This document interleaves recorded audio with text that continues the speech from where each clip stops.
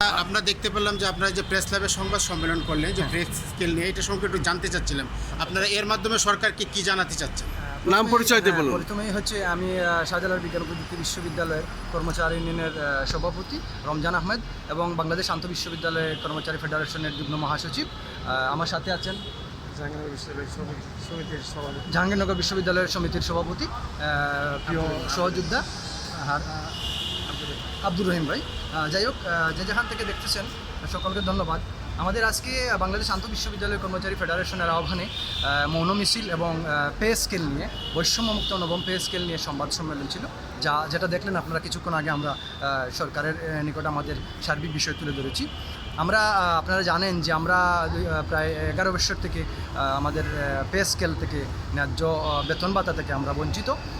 বিগত অন্তর্বর্তীকালীন সরকার আমাদের একটি পে কমিশন গঠন করে এবং আমাদের পে স্কেল দ্রুত বাস্তবায়ন হচ্ছে ওরকম একটা আশ্বস্ত করেন, কিন্তু পরিশেষে ওনার দায়িত্বই ছেড়ে নির্বাচিত সরকারের কাছে দায়িত্ব দিয়ে যান, কিন্তু আমাদের সেই পে স্কেলটি বাস্তবায়ন করা হয়।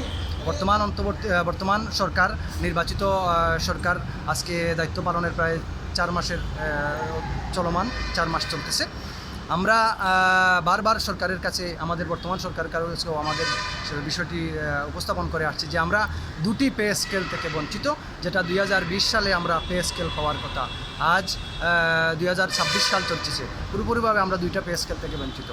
সেই আমাদের ন্যায্য বিষয়টাই আজকে তুলে ধরার জন্য আমরা এখানে একত্রিত হয়েছি। দেশের সকল পাবলিক বিশ্ববিদ্যালয়ের নেতৃবৃন্দ এবং আমাদের বাংলাদেশ সরকারি কর্মচারী দাবি আদায় ঐক্য পরিষদের নেতৃবৃন্দ ছিলেন, যেটা দেখেছেন। আমরা আজকে একত্রিত হয়েছি সরকারকে পরিষ্কার মেসেজ দেওয়ার জন্য। পরিষ্কার মেসেজ হচ্ছে, যদি আমরা 11ই জুনের মধ্যে আমাদের পে স্কেলের কোনো আশাস্বরূপ কোনো সরকারের কাছ থেকে কোনো বক্তব্য তথা গেজেট প্রকাশ করা না হয়, তাহলে আমরা 12ই জুন আমরা এই প্রেস ক্লাবের সামনে আমাদের সকল নেতৃবৃন্দকে নিয়ে একত্রিত হয়ে আমরা আমাদের বর্তমান সরকারের কাছে পরবর্তী আমাদের কর্মসূচি জানাবো। কারণ বর্তমানে যে অবস্থায় দ্রব্যমূল্যের ঊর্ধ্বগতি, আমরা যে বেতন পাচ্ছি 20তম গ্রেডে, 11 থেকে 20তম গ্রেডে 8,250 টাকা। দেখেন, আপনারা কয়েকদিন আগেই আপনারা দেখছেন দফায় দফায় জ্বালানি তেলের দাম বৃদ্ধি হয়েছে। তার আগে দেখেন 2-4 দিন আগে আমাদের বিদ্যুতেরও দাম বৃদ্ধি হয়েছে।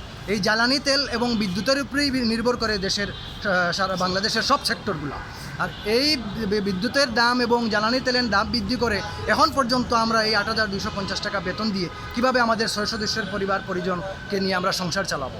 আপনারা তথাকথিত কয়েকদিন আগে দেখছেন, এই যে গতকালকেই মনে হয় সিটিভির একজন ডাক্তার মহিলা, ওই যে ডাক্তার ফাহমিদা, যিনি যে কথাটা বললেন যে দ্রব্যমূল্যের দাম বেড়ে যাচ্ছে, এই যে সরকারি কর্মচারীদের বেতন পে স্কেল বৃদ্ধি করলে অনেক সমস্যা হবে।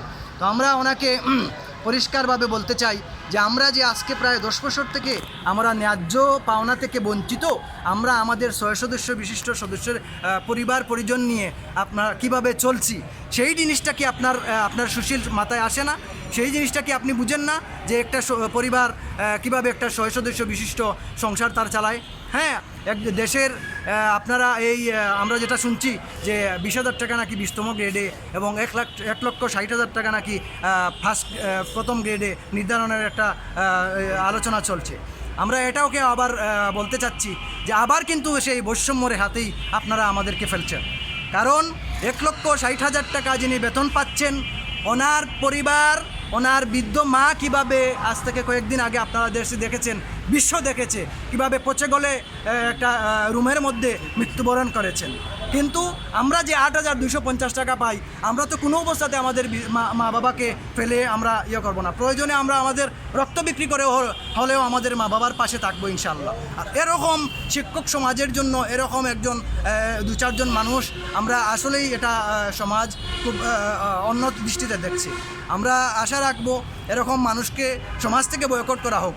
আর এরকম বেতন ভাতা দিয়ে এরকম পরিবারের বৃদ্ধ মা, এরকম মা অবহেলিতভাবে দিন যাচ্ছে। একজন সচিব, একজন শিক্ষক দেশের একটি বড় শিক্ষা প্রতিষ্ঠানের অধ্যাপক এবং একজন লন্ডন প্রবাসী, এরকম একটি নিউজ দেশের সব জাতিকে ইয়ে করেছে, নিস্তব্ধ করেছে। নিস্তব্ধ করেছে। তো যাই হোক, আমরা সবাইকে অনুরোধ করব, আবার পরিবারের মা বাবা, বিশেষ করে মা বাবার প্রতি খেজমত করেন, এবং বিশেষ করে এই খেজমতটাও যে আমরা যে কিছুটাও করতে পারি যেভাবেই হোক, সেটার প্রতি যেন আমাদের সরকার সুনজর দেন।